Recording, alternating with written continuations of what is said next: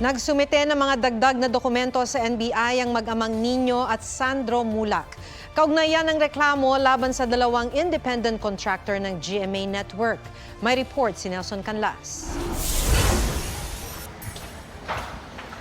Muling nagtungo sa opisina ng NBI sa Quezon City ngayong araw si Nino Mulak at anak niyang si sparkle artist Sandro Mulak. Nagsumiti sila ng ilan pang dokumento para pagtibayin ang kanilang reklamo laban sa dalawang individual.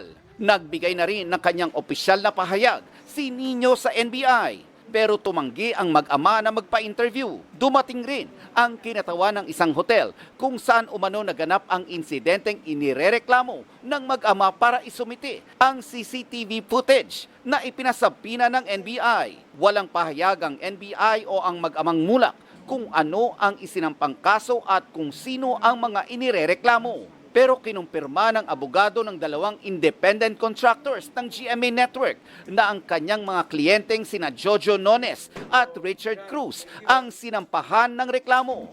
Natanggap na rin daw nila ang sabina mula sa NBI Public Corruption Division para sa isang hearing sa Biyernes ng hapon. Sina Nones at Cruz din ang iniimbestigahan ngayon ng home network ni Sandro na GMA matapos silang ireklamo ng batang aktor noong isang linggo. When sila Sandro nga filed the written complaint with GMA, we already gave them notice of preventive suspension pending the investigation, and yun nga, we constituted an independent body to conduct the formal impartial investigation of the case. And of course, we have to abide by the rules of due process.